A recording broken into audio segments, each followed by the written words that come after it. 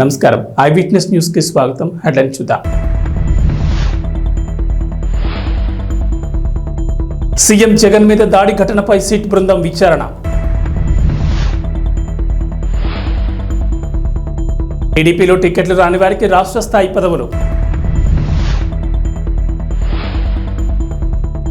నేడు తెలంగాణ కాంగ్రెస్ పెండింగ్ అభ్యర్థుల ప్రకటన. సికింద్రాబాద్ కంటోన్మెంట్ నియోజకవర్గంలోని 1వ వార్డుకు సంబంధించిన బీఆర్ఎస్ సమావేశం జరిగింది. కంటోన్మెంట్ బీఆర్ఎస్ ఎమ్మెల్యే అభ్యర్థి Nivedita, cantonment BRS in charge Ravula Sridhar Reddy, cantonment board మాజీ ఉపాధ్యక్షులు జక్కుల మహేశ్వర్ రెడ్డి సమావేశంలో పాల్గొన్నారు. ఈ సందర్భంగా దివంగత ఎమ్మెల్యే సాయన కుటుంబానికి ప్రజలంతా సంపూర్ణ మద్దతు పలుకుతున్నారని బీఆర్ఎస్ ఎమ్మెల్యే అభ్యర్థి నివేదిత వెల్లడించారు. అన్ని వర్గాల ప్రజల మద్దతుతో కంటోన్మెంట్లో మరోసారి గులాబీ జెండా ఎగరేస్తామన్నారు. కంటోన్మెంట్లో గులాబీ పార్టీ అజయశక్తిగా ఉందని రావుల శ్రీధర్ రెడ్డి తెలిపారు. ఏ పార్టీ నుంచి ఎవరు పోటీ చేసినా కంటోన్మెంట్లో ఎగిరేది గులాబీ జెండానని ఆయన స్పష్టం చేశారు. ప్రజలంతా బీఆర్ఎస్కు ఓటేసేందుకు సిద్ధంగా ఉన్నారని కంటోన్మెంట్ బోర్డు మాజీ ఉపాధ్యక్షులు జక్కుల మహేశ్వర్ రెడ్డి తెలిపారు. తప్పకుండా అండి. ఏ విధంగా అయితే సాయన గారిని 30 సంవత్సరాలు గెలిపించుకున్నామో, మరి కీర్తిశేషులు లాస్య అనిత గారిని కూడా అయితే భారీ మెజార్టీతో గెలిపించాము. మిమ్మల్ని కూడా అతి భారీ మెజార్టీతో గెలిపిస్తామని ఈ సభాముఖంగా తెలియజేస్తున్నాను. మరి అన్నగారు వారి యొక్క స్పీచ్ డెఫినెట్గా వారి యొక్క మార్గాలు అన్నీ కూడా చెప్పారు మాకు. మరి రానున్న ఎలక్షన్లు కూడా మా కార్యకర్తలు కూడా చాలా ఉత్సాహంగా ఉన్నారు. వార్డు నుంచి డెఫినెట్గా పోయినసారి ఇచ్చిన మెజారిటీ కన్నా కూడా ఇంకెక్కువ కూడా తెప్పించమని అందరూ కూడా ప్రమాణం చేశారు. అలాగే మీరు కూడా మీ యొక్క సూచనలు, మీ యొక్క మెసేజ్ ఇస్తే బాగుంటుందని మరి విధంగా మాట్లాడచ్చు. అందరూ కూడా డాడీతో ఉంటూ 30 years నుండి డాడీ కంటిన్యూస్గా గెలవడానికి కారణం మీరే. మీరు మీ సపోర్ట్, మీ ఫుల్ సపోర్ట్ని డాడీకి ఇస్తూ ప్రతి టౌన్లో గెలిపించారు. నాన్న లేనప్పటి నుండి చెల్లెతో మీరు అలాగే ఉంటూ లాస్ట్ టైం ఎలక్షన్స్లో మీరు భారీ మెజారిటీ ఇచ్చారు. మాకు వార్డ్ 1, వార్డ్ 2, వార్డ్ 3 చాలా హైయెస్ట్ మెజారిటీ వచ్చింది. Thank you so much.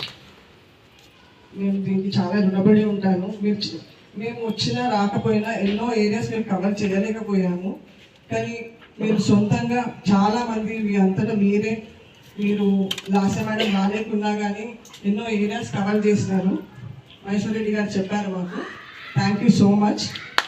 మీ ప్రేమాభిమానం మా కూడా మీరు అలానే కొనసాగిస్తారని కోరుకుంటున్నాను. చెల్ల తర్వాత తన టికెట్ నాకు ఇచ్చారు. మీ అందరి సపోర్ట్ నాకు అలానే ఉంటుందని నేను కోరుకుంటున్నాను. సికింద్రాబాద్ కంటోన్మెంట్ నియోజకవర్గ పరిధిలోని 150 వార్డుకు సంబంధించిన బీఆర్ఎస్ సమావేశం జరిగింది. కంటోన్మెంట్ బీఆర్ఎస్ ఎమ్మెల్యే అభ్యర్థి నివేదిత, మల్కాజ్గిరి ఎంపీ అభ్యర్థి సతీమణి రాగిడి రజనీ లక్ష్మారెడ్డి, కుమార్తె మౌనికారెడ్డితో పాటు cantonment BRS in charge Ravula Sridhar Reddy, మాజీ కార్పొరేటర్ ఆకుల రూపాహరి, సీనియర్ నాయకులు హరి ఈ సమావేశంలో పాల్గొన్నారు.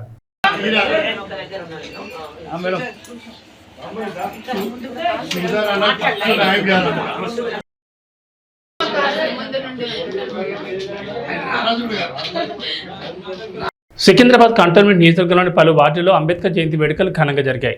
1వ వార్డు మొదలుకొని 8వ వార్డు వరకు, అలాగే 150 డివిజన్లోనూ వేడుకలు నిర్వహించారు. ఈ వేడుకల్లో మాజీ మంత్రి మల్లారెడ్డి, ఎమ్మెల్యే మరి రాజశేఖర రెడ్డి, మల్కాజ్గిరి బీఆర్ఎస్ ఎంపీ అభ్యర్థి రాగిడి లక్ష్మారెడ్డి పలువురు పాల్గొన్నారు.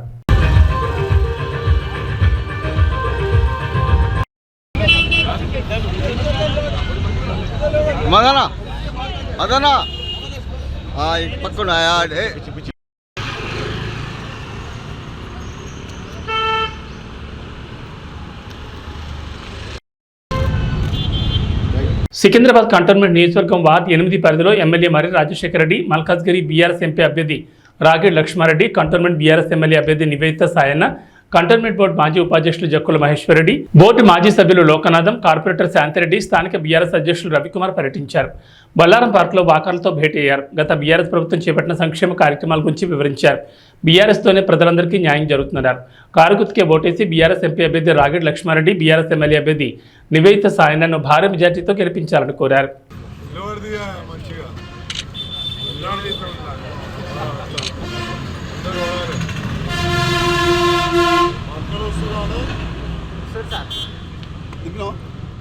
అరే అయిపోయిందా పేరు పెట్టాలి.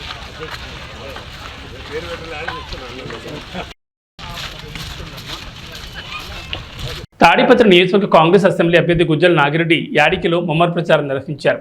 ఈ సందర్భంగా కాంగ్రెస్ పార్టీ అధికారంలోకి వస్తే 9 గ్యారంటీ పథకాలు అమలు చేస్తామని గుజ్జల నాగిరెడ్డి తెలిపారు. ఈ కార్యక్రమంలో నాయకులు కార్యకర్తలు పాల్గొన్నారు. ఈరోజు రాజశేఖర రెడ్డి ముఖ్యమంత్రిగా ఉన్నప్పుడు చేసిన కార్యక్రమాలన్నీ నమ్మి జగన్మోహన్ రెడ్డిని గెలిపిస్తే ఈరోజు జనాలకు చేసేది ఏమీ లేదు. కనీసం అందరి నివారణ రైతులకు ఉపయోగపడుతుందంటే ఈరోజు 17.8 టీఎంసీ నీళ్లు రావాల్సిందే. ఈరోజు వచ్చేది 10 టీఎంసీ నీళ్ళు. దానివల్ల పిఎంఈఎఫ్ ద్వారా పంపిణీ చేసి ఎక్కడికి చేయాలి? జాగ్రత్తలు వస్తాయా, యాడికాడలు వస్తాయా, ఏ దానికి లేదు. తర్వాత ఈ విధంగా ఆ ఎస్ఎల్సీ వాటర్ కూడా అంతే. ఏ దాని మీద వాటర్ మీద మనం పోరాటం అనేది లేదు. ఇతను ఎంతసేపు ఉన్నా టోటల్ ఈ మత్తు పదార్థాలు ఈ ద్రవ్యాల మీద పోయినాడంతా దగ్గర ఈ బ్రాంతి ఇది అది ఇది నేను దాన్ని మొత్తం తీసేస్తానని చెప్పేసి ఈ పొద్దు 56,000 కోట్లు ఖర్చు పెడతా ఉన్నాడు దాని మీద. దానికి కాదు 32,000 కోట్లు మాత్రమే వస్తుందని చెప్తాడు. కానీ ఈ విధంగా ఎంతమంది బీద వాళ్ళ పాపలు పనిచేసే వాళ్ళంతా కూడా సర్వనాశనం అయిపోతూ ఉన్నారు. లంగ్స్ దెబ్బతిని అన్ని రోడ్లు చూస్తే భయంకరంగా ఉన్నాయి. 1000 కోట్లు బ్యాంకు నుంచి రుణం తీసుకొచ్చి 300 కోట్లు చేసి మిగతా 700 కోట్లు దుర్యోగం చేసినాడు. ఎక్కడ రోడ్డు వేయలేదు, ఏమీ వేయలేదు. ఇలాంటి పరిస్థితుల్లో శర్మిలా మేడం ఇవన్నీ గమనించే ఈరోజు వచ్చేసి ఇక్కడ ఆంధ్రప్రదేశ్ పిసిసి అధ్యక్షురాలుగా బాధ్యతలు తీసుకొని వాళ్ళన్నా ఏం తప్పు చేసినారు అనేది తెలుసుకొని ఈవెన్ ఒక రాజధాని లేదు. ఇంతవరకు 3 రాజధానులు అంటారు. ఆ రాజధాని కట్టింది లేదు, ఏమి చేసింది లేదు. ఇంతవరకు ఐటీ కంపెనీలు ఊరు లేదు. యువత అంతా సర్వనాశనం అయిపోయింది. ఇది చేస్తా అది చేస్తా అని చెప్పడం తప్ప అందరినీ సర్వనాశనం చేశారు. రైతులను అయితే ఈరోజు వచ్చేసి రైతు భరోసా కేంద్రం కింద ఇస్తున్నా అది ఇస్తున్నా ఇది ఇస్తున్నా అంటాడు. ఏమి ఇచ్చేది? 6,000 బోడీ ఇచ్చేది కిసాన్ ఇస్తాడు. ఇంకా ఈయన ఇచ్చేది 7,500, అంతకలిసి 14,500. రైతు అంటే ఎవరు? దేశానికి వెన్నెముక అంటాడు. అటువంటి వాళ్ళను పూర్తిగా అప్రమత్తం చేసి వాళ్ళు వదిలేసినాడు. ఇవన్నీ వదిలేసినాడు కాబట్టి శర్మిలా మేడం నాయకత్వం అయింది. ప్రత్యేక హోదాను ఎందుకు ప్రత్యేక హోదా వస్తే కనీసము ఈ చంద్రబాబు అన్న ఏమన్నా చేస్తాడనుకుంటే ప్రతి సంవత్సరం 20 కోట్లు ఇవ్వాలి, 20,000 కోట్లు ఇవ్వాలి. బిల్డింగ్లకు ఒక పైసా ఇవ్వలేదు. ఇంతవరకు ఏమీ చేయలేదు ఆయన. కనీసం ఎన్ని ఏళ్ళలో ఉప్పు కోసం మన పరిస్థితి దాన్ని స్థాపించుకుంటే ఉప్పు కూడా పోయే పరిస్థితి, ఉప్పు పరిశ్రమ కూడా పొయ్యదొలిగే పరిస్థితి వచ్చింది. ఇవన్నీ కూడా శ్రీ పొట్టి శ్రీరాములు నెల్లూరు జిల్లా ఆత్మకూరు పురపాలక సంఘం చైర్పర్సన్ గోపవరం వెంకటరమణ టీడీపీ తీర్థం పుచ్చుకున్నారు. ఆత్మకూరు టీడీపీ ఎమ్మెల్యే అభ్యర్థి ఆనం రామనారాయణ రెడ్డి వారికి పార్టీ కండువా కప్పి సాదరంగా ఆహ్వానించారు. ఆత్మకూరు మండలం నాగులపాడు గ్రామంలో జరిగిన ఎన్నికల ప్రచారంలో చైర్పర్సన్తో వైస్ చైర్మన్ సర్దార్ మరో 4 కౌన్సిలర్లు కూడా వైసీపీని వీడి టీడీపీలో చేరారు. ఈ సందర్భంగా మాట్లాడుతూ ప్రజలకు మంచి చేయాలనే ఉద్దేశంతోనే అనేక మంది నేటి తెలుగుదేశంలో పార్టీలో చేరుతున్నారని, అలాంటి వారిని మనసారా ఆహ్వానిస్తున్నామని తెలిపారు. వైస్ చైర్మన్ గోపారం వెంకటరమణ మాట్లాడుతూ ఆత్మకూరు అభివృద్ధి జరగాలంటే ఆనంతోనే సాధ్యమని, తామంతా ఆనం వెంటే నడుస్తామని తెలిపారు. ఈ కార్యక్రమంలో టీడీపీ నాయకులు, కార్యకర్తలు, ప్రజలు పాల్గొన్నారు. ప్రజాసేవలో ఉండి ప్రజాప్రతినిధులుగా ఎంపిక కాబడి 2 సంవత్సరాలు తమ పరిపాలన ఏ విధంగానూ ప్రజలకు మేలు చేయలేకపోయింది. సామాన్య ప్రజలకి మేమెవరం అండగా ఉండలేకపోయాం. నిధుల కొరత, మా అధికారాలు కూడా మాకు లేని పరిస్థితి ఆత్మకూరు మున్సిపాలిటీలో ఏర్పడింది.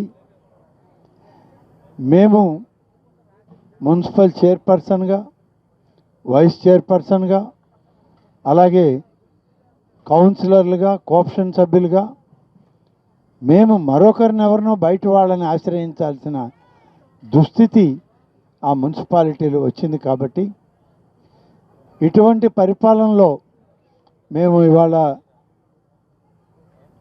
ఈ రాజకీయ పార్టీలో, వైఎస్ఆర్ కాంగ్రెస్ పార్టీలో మేము మనుగడ సాగించలేం.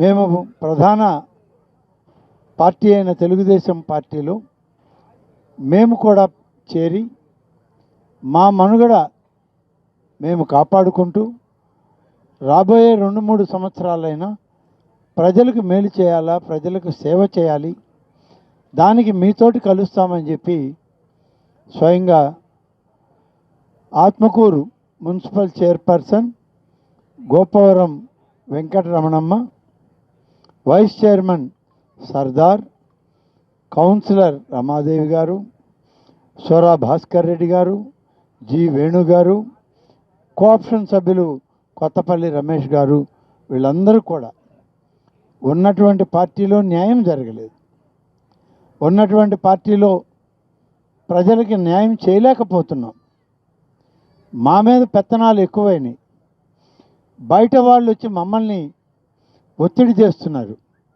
మా పరిపాలనలో వాళ్ళు ఎక్కువ చొరవ తీసుకుంటున్నారు, మేము మా వార్డుల్లో కానీ మా ప్రాంతాల్లో కానీ ప్రజలకి సేవ చేయలేకపోతున్నాం, కాబట్టి మేము ఇవాళ తెలుగుదేశం పార్టీతో కలిసి మీతోటి నడిచి రేపు తెలుగుదేశం ప్రభుత్వం ఏర్పడిన తర్వాత మరిన్ని నిధులు మాకు సమకూర్చి ఆత్మకూరు అభివృద్ధిలో మేము కూడా ముందుండి పనిచేసే విధంగా మాకు సహాయం చేయండి అని చెప్పి మున్సిపల్ చైర్పర్సన్ గారు, కౌన్సిలర్లు, కోఆప్షన్ సభ్యులు అందరూ అడిగిన తర్వాత వారందరినీ కూడా ఈరోజు తెలుగుదేశం పార్టీలోకి తీసుకోవడం జరిగింది.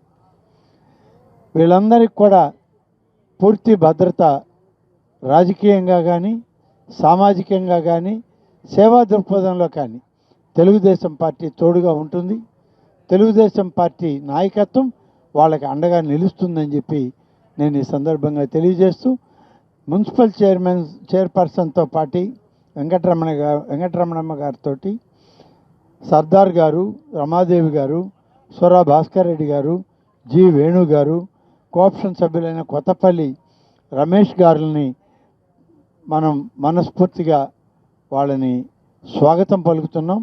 తెలుగుదేశం పార్టీలో వాళ్ళని సభ్యులుగా చేర్చుకోవడం అనేటువంటిది ఒక శుభ పరిణామం తెలుగుదేశం పార్టీకి ఈ నియోజకవర్గంలోని తెలియజేస్తా ఉన్నాను. హైదరాబాద్లో నరసరావుపేట ఎమ్మెల్యే డాక్టర్ గోపిరెడ్డి శ్రీనివాసరెడ్డి ఆధ్వర్యంలో ఆత్మీయ సమావేశం జరిగింది. ఈ కార్యక్రమానికి ముఖ్య అతిథిగా Narasaraopet MLA doctor Gopireddy Srinivasa Reddy, Narasaraopet parliament MP అభ్యర్థి అనిల్ కుమార్ యాదవ్ పాల్గొన్నారు.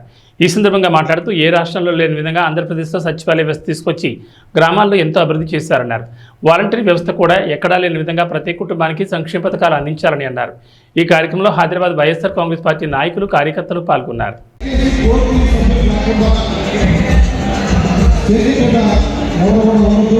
ఎందుకంటే క్లబ్స్ అయిపోతుంది, మన సభ గందరగోళంగా జరగకుండా ఉంటుంది. సండే అయినప్పటికీ కూడా ఈరోజు జగన్ మద్దతుగా మీ శాసనసభ్యులు శ్రీనివాసరెడ్డి అనే మద్దతుగా మా మద్దతుగా వచ్చేసిన ప్రతి ఒక్కరికి కూడా పేరు మీద కూడా ధన్యవాదాలు తెలియజేసుకుంటామని వేదిక మీద మే 13న 2024 మన ఎన్నికలు జరుగుతూ ఉన్నాయి. ఇక్కడున్న ప్రతి ఒక్కరు కూడా గుర్తుపెట్టుకోవాల్సిన అవసరం ఉంది. ఏంటంటే ఈ ఎన్నిక ఒక చారిత్రాత్మక ఎన్నిక. ఎందుకు చెప్తున్నాను అంటే చారిత్రాత్మక ఎన్నికని, ఈ ఎన్నికలో మనం పెద్ద మెజారిటీతో మనం వైఎస్ఆర్ కాంగ్రెస్ పార్టీ గెలుస్తుంది కూడా, గెలుస్తుంది. 40 సంవత్సరాల తెలుగుదేశం పార్టీని శాశ్వతంగా మూసే అవకాశం ఎందుకంటే ఆ పార్టీ అధ్యక్షుడు ఇప్పటికీ 75, ఇప్పటికే చాలా ఇబ్బందులు పడుతూ ఉన్నాడు.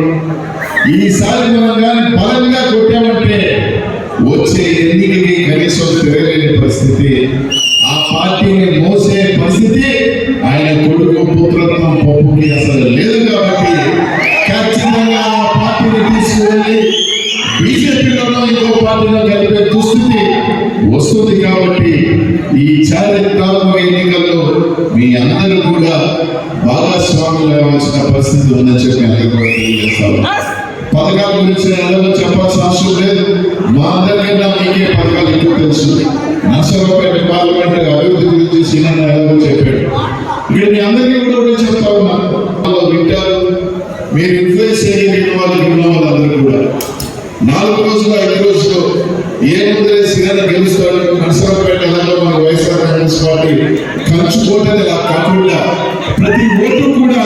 మీరు ఎంత మెజారిటీ పెంచితే అంత ఇదిగా కూడా మనకి బలం చేకూరుతుందని చెప్పి అందరికీ కూడా తెలియజేస్తున్నాను.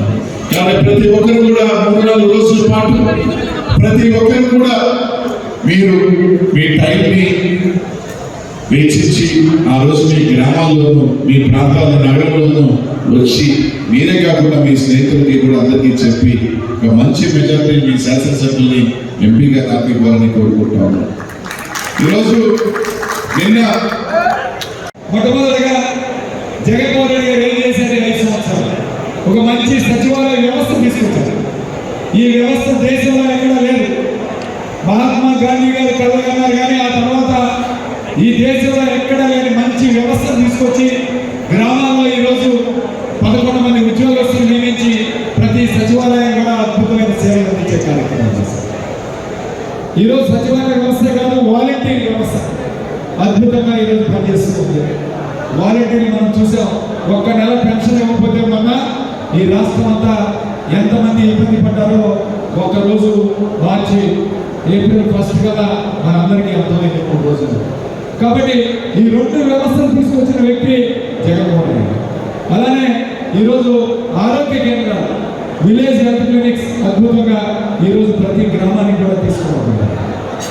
వీటి వల్ల ఏ లాభం జరుగుతుందో ఒకసారి ఆలోచన చేయండి. ఈరోజు పేదలకి ఉచితంగా మందులు ఇచ్చే కార్యక్రమం.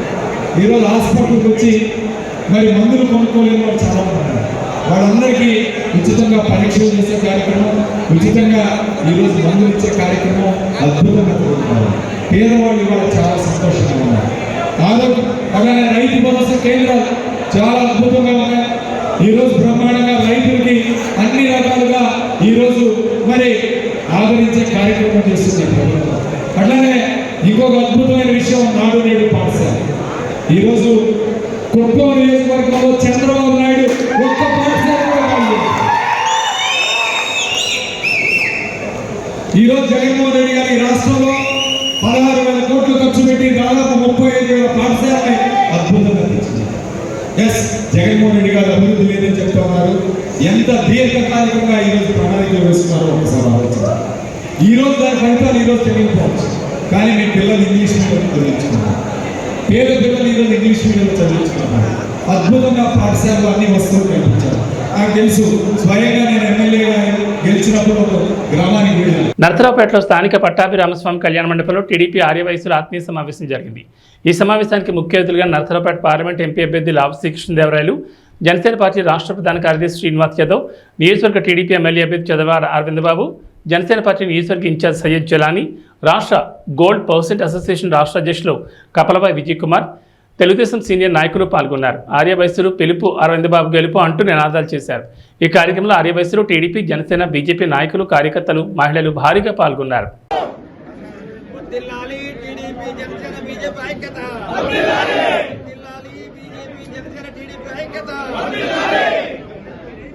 సమాజంలో కుల వివక్షత, ఆర్థిక అసమానతలు సమూలంగా రూపుమాపేందుకు విద్య ఒకటే మార్గమని ఆనాడు అంబేద్కర్ తెలియజేశారని, వారి మార్గం అనుసరణీయమని జిల్లా కలెక్టర్ సుమిత్ కుమార్ తెలిపారు. జిల్లా కలెక్టరేట్లోని వశిష్ఠ కాన్ఫరెన్స్ హాల్ నందు జిల్లా సాంఘిక సంక్షేమ శాఖ ఆధ్వర్యంలో నిర్వహించిన భారత రాజ్యాంగ నిర్మాత భారతరత్న బాబాసాహెబ్ అంబేద్కర్ 133వ జయంతి మహోత్సవాల సందర్భంగా ఆయన చిత్రపటానికి జిల్లా కలెక్టర్, జిల్లా జాయింట్ కలెక్టర్ పూలమాలలు వేసి ఘనంగా నివాళులర్పించారు. ఈ కార్యక్రమంలో పలువురు పాల్గొన్నారు. ఈ సందర్భంగా మాట్లాడుతూ డాక్టర్ బిఆర్ అంబేద్కర్ రచించిన రాజ్యాంగంలో అందరూ సమానమేనని, తక్కువ ఎక్కువ అని కాకుండా అందరికీ అన్ని హక్కులు కల్పించడం జరిగిందని, కుల నిర్మూలనకు ఆయన కృషి చేస్తారని అన్నారు.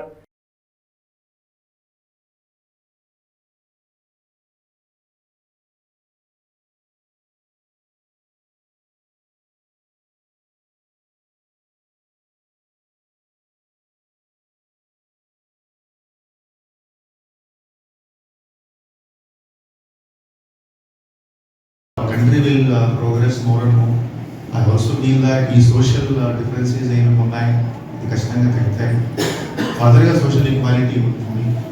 And the poorest of the poor communities, only by the means of education they will develop, and they will also have those financial resources in this practical world. So with this I am very very thankful to Social Welfare Department for organizing this program and all those people that participated. Thank you. తప్ప జరుగుతున్నాయి, ఏమేమి issues ఉన్నాయి. So BR Ambedkar raise those issues. Suppose ఒక కంట్రీలో discrimination జరుగుతుంది, ఒక వర్గంతో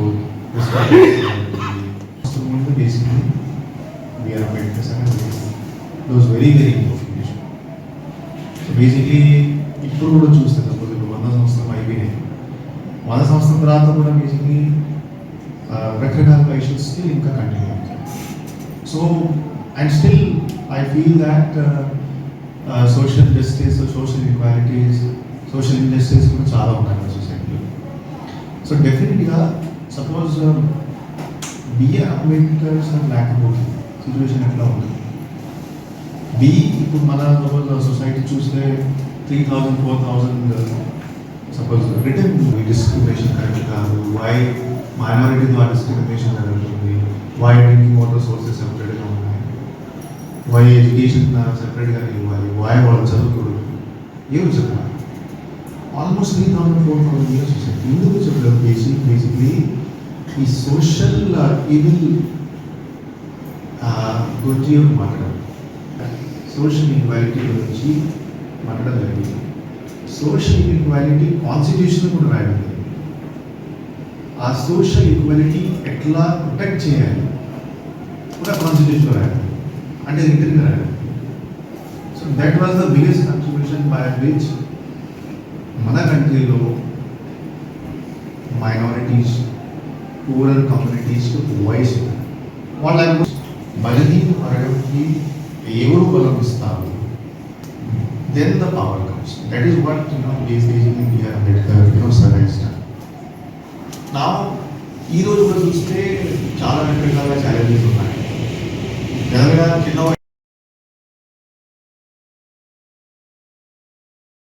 పశ్చిమ గోదావరి జిల్లాలో పుట్టినరోజు సందర్భంగా నిరుపేదలకు ఆహార పానీయాలను అప్పల స్వామి పంపిణీ చేశారు.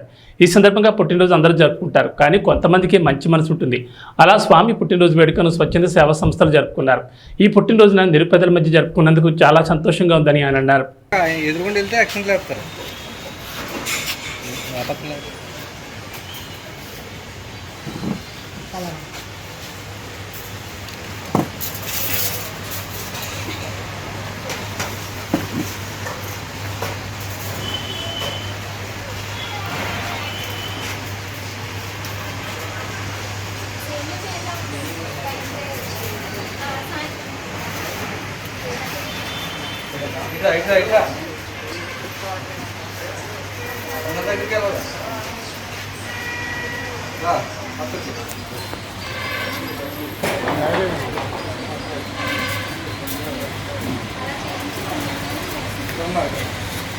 మా రామారావు గారి ఆశీస్సులు స్వామి గారికి ఉండాలి, అలాగే మా ప్రీతమ శాసనసభ్యులు గండి శ్రీనివాస్ గారి ఆశీస్సులు ఆయనకి ఎల్లప్పుడూ ఉండాలని మీ అందరి తరఫున కోరుకుంటూ ఈ మంచి కార్యక్రమం నిర్వహించినటువంటి స్వామి గారికి జన్మదిన శుభాకాంక్షలు తెలియజేస్తాను.